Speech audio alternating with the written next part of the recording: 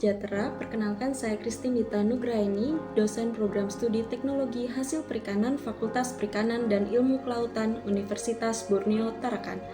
Spesifikasi saya ada di bidang kimia, khususnya biomaterial dan biopolimer hasil perikanan.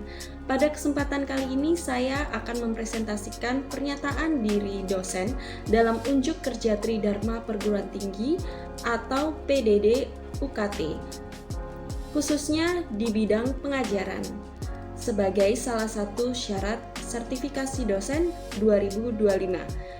Kesempatan kali ini saya akan menerapkan micro teaching pada mata kuliah yang saya ampu, yaitu biokimia hasil perikanan. Mata kuliah biokimia ini terdiri dari 3 SKS, di mana 2 SKS berupa perkuliahan tatap muka dan 1 SKS berupa praktikum. Mata kuliah ini merupakan mata kuliah yang menjelaskan mengenai faktor-faktor biokimia yang mempengaruhi komoditas perikanan, khususnya ikan. Mata kuliah ini mengulas mengenai kontrak perkuliahan, pendahuluan, konsep dasar biokimia, reaksi-reaksi biokimia, air, dan buffer, karbohidrat, asam amino, lipid, asam nukleat, struktur DNA dan RNA, genetika biokimia, enzim sebagai katalis biokimia, peranan vitamin dan unsur anorganik dalam biokimia perikanan, metabolisme senyawa biokimia, dan peranan senyawa biokimia dalam bidang perikanan. Capaian pembelajaran lulusan yaitu pertama, mampu mengkonsepkan teori penanganan dan pengolahan hasil perikanan mandiri. 2. Mampu mengkaitkan konsep teori dan isu yang berkembang mengenai masalah yang terjadi pada hasil perikanan. Yang ketiga adalah mampu menganalisis komponen kimia hasil perikanan. Capaian pembelajaran mata kuliah meliputi mahasiswa mampu menjelaskan ruang lingkup biokimia dalam ilmu perikanan, mahasiswa mampu menjelaskan makromolekul organik, mahasiswa mampu menjelaskan sifat-sifat air yang dibutuhkan dalam hidup biologis, mahasiswa mampu menjelaskan karbohidrat dalam biokimia perikanan, mahasiswa mampu menjelaskan metabolisme karbohidrat, mahasiswa mampu menjelaskan protein dalam biokimia perikanan, mahasiswa mampu menjelaskan metabolisme protein, mahasiswa mampu menjelaskan lipid dalam biokimia perikanan, mahasiswa mampu menjelaskan metabolisme lipid, mahasiswa mampu menjelaskan asam nukleat dalam biokimia perikanan, mahasiswa mampu menjelaskan genetika biokimia dalam biosintesis protein, mahasiswa mampu menjelaskan kinetika enzim, mahasiswa mampu menjelaskan penerapan vitamin dan unsur anorganik dalam biokimia perikanan. Topik materi yang pertama, ruang lingkup biokimia dan ilmu perikanan, makromolekul organik, sifat-sifat air yang dibutuhkan dalam hidup biologis, karbohidrat, metabolisme karbohidrat, protein, metabolisme protein, lipid, metabolisme lipid, asam nukleat, genetika biokimia dan biosintesis protein, kinetika enzim, penerapan vitamin dan unsur anorganik dalam biokimia perikanan.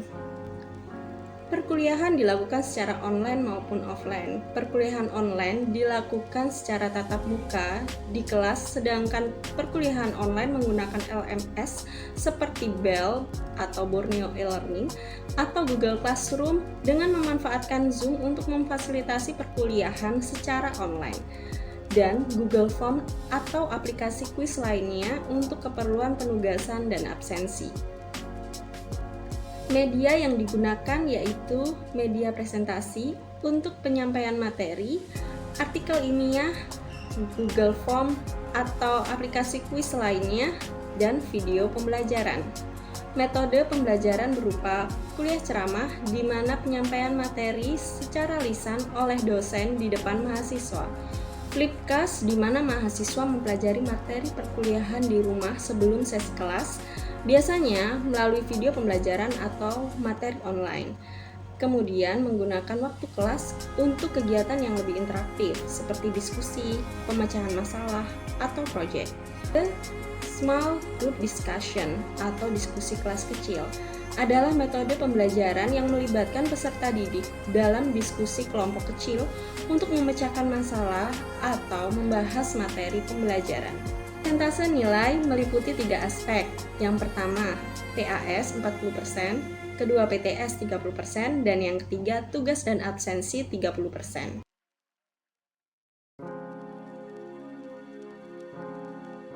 Selamat pagi para mahasiswa sekalian. Bagaimana kabarnya hari ini? Oke, syukurlah ya. Baik, pada hari ini kita akan memulai perkuliahan biokimia ya. Pertemuan 4 yaitu karbohidrat. Sebelum kita memulai perkuliahan, mari kita berdoa dulu menurut kepercayaan dan agama masing-masing. Berdoa dipersilakan. Baik, kita lanjut ya. Sebelum kita memulai perkuliahan, saya absen terlebih dahulu ya. Pertama, Novi ada? Ada Bu. Rahma ada? Supri ada? Cindy ada? Ada Bu. Atori? Miftah? Siva? Ada Bu. Indah? Ada Bu. Nova? Ada Bu. Jesse? Suryani? Indah? Ada Bu. Nur Hayati? Ada Bu. Oke, baik, sudah lengkap semua ya. Baik, kita mulai ke topik bahasan ya. Baik, kemarin kan sudah saya berikan tugas ya untuk membaca materi-materi dan jurnal-jurnal ilmiah ya. Apakah sudah kalian kerjakan? Sudah Bu. Oke, baik, kita masuk ke materi pertama ya, di pertemuan 4 ini yaitu karbohidrat. Tujuan pembelajaran pada pertemuan kali ini adalah mahasiswa mampu menjelaskan karbohidrat dalam biokimia perikanan. Nah, seperti pada yang materi yang saya jelaskan kemarin ya, karbohidrat atau hidrat alam adalah suatu zat gizi yang fungsinya merupakan penghasil energi, kemudian juga pada negara berkembang sebagai makanan pokok. Kemudian untuk makanan pokok di negara berkembang itu sekitar 70-80%. Seperti itu ya. Kita akan membahas tentang karbohidrat. Karbohidrat ini fungsi utamanya adalah sebagai penghasil energi. Seperti yang saya telah memberikan materi ya di materi online-nya. Itu karbohidrat yang tergolong monosakarida apa aja deh? Ya, coba lebih keras lagi. Glukosa dan fruktosa. Oke. Kalau disakarida apa deh? Ya, laktosa dan sukrosa. Ya, laktosa dan sukrosa. Untuk yang polisakarida ada apa aja? Ya. Oke. Berarti kalian sudah belajar ya kemarin ya. Kemudian kita lanjut lagi ke bahasan berikutnya ya. Ini adalah contoh-contoh karbohidrat ya, menurut golongannya yang tadi kalian sebutkan ya, dan fungsinya. Ada glukosa sebagai sumber energi utama. Kalau fruktosa ada di penyimpanan energi dalam buah, ribosa dan deoksiribosa sebagai komponen RNA dan DNA. Seperti itu dan masih banyak lagi ya. Baik, kita lanjut ke penugasan kemarin ya. Kan saya sudah minta kalian untuk memilih salah satu artikel ilmiah ya. Kemudian kalian diskusikan dan kalian menyampaikan diskusinya pada pertemuan hari ini. Mungkin saya beri waktu kesempatan untuk berdiskusi lagi ya selama 5 menit ya. Oke, diskusi dipersilakan. Ya, kita sudah selesai waktu diskusinya ya, 5 menit. Baik, disilahkan kelompok yang mau menyampaikan hasil diskusinya silakan angkat tangan. Ya, silakan kelompok berapa deh? Silakan sebutkan nama, NPM dan kelompoknya. Oke, perkenalkan nama saya Jesse Kristanto, NPM 2140303049. Ya, kelompok saya yang telah diskusikan artikel ini, di mana Titosan adalah polisakarida yang merupakan turunan dari kitin, zat yang ditemukan dalam kulit luar hewan, crustaceans, di udang dan kepiting. Kemudian titosan terbentuk melalui proses diasetilasi kitin, di mana gugus asetil pada kitin dihilangkan. Kemudian titosan memiliki berbagai aplikasi karena sifatnya unik, seperti biodegradable, tidak beracun, dan memiliki kemampuan menyerap lemak. Kemudian pada artikel ini juga titosan dijadikan salah satu komponen dalam fuel cell, yaitu sebagai proton exchange membrane yang berfungsi sebagai pengantar proton pada sel bahan bakar. Oke, baik. Tadi ya sudah dijelaskan di kelompok pertama ya, fungsi dan inovasi dari titosan ya, yang merupakan turunan dari kitin. Nah, titosan ini diperoleh dari sumber-sumbernya, ada kulit udang, ada cangkang kerang, cangkang kepiting ya. Dan pengaplikasiannya sekarang cukup banyak ya. Ada di bidang kesehatan, farmasi, kemudian di bidang energi tadi seperti yang disebutkan oleh Jessie ya. Baik, untuk diskusi dari kelompok Jessie mungkin kita bisa berikan close. Baik ya, kemudian untuk kelompok berikutnya siapa nih yang mau berikan? Oke, silakan. Perkenalkan, nama saya Cindy dengan NPM 21473053 dari kelompok 2.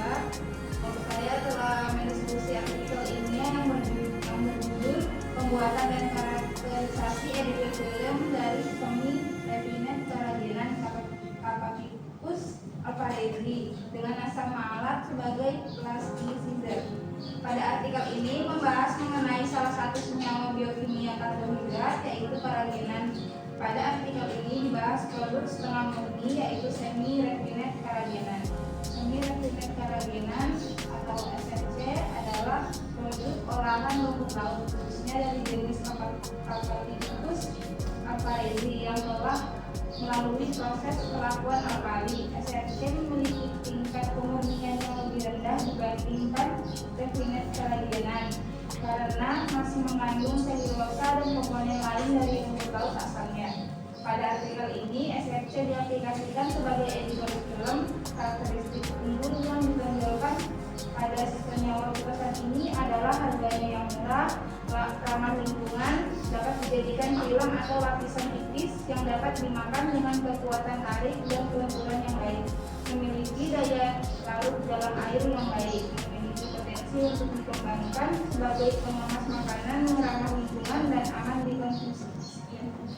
Baik, tadi ya ada sedikit penjelasan dari kelompok 2, yaitu SRC ya, yaitu semi refined kerajinan, merupakan hasil setengah jadi dari kerajinan ya.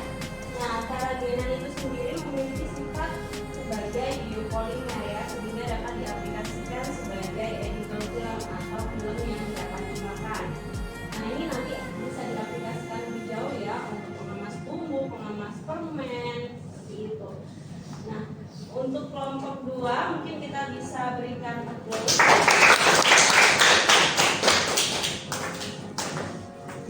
Baik ya, dari tugas yang saya berikan, saya cukup apresiasi kalian sudah mau membaca artikel ya, dan rangkuman yang kalian berikan cukup lengkap ya, dan kalian cukup mengetahui bagaimana peran dari karbohidrat dan senyawa-senyawanya untuk inovasi yang terbaru pada saat ini. Gitu. Baik, materi kali ini cukup ya. Nah, minggu depan kita akan bertemu lagi untuk membicarakan tentang materi berikutnya. Nah, karena minggu depan metodenya tetap sama, yaitu flip class ya. Jadi saya akan berikan materi sebelumnya untuk kalian pelajari. Jadi nanti kita saat di kelas kita akan lebih mengeksplor ya untuk bagaimana penerapannya, keberlanjutannya, dan inovasi-inovasi yang ada di masa sekarang ya, masa kini ya. Jadi kalian lebih banyak pengetahuan lagi. Terima kasih mahasiswa sekalian ya telah mengikuti mata kuliah biokimia ini.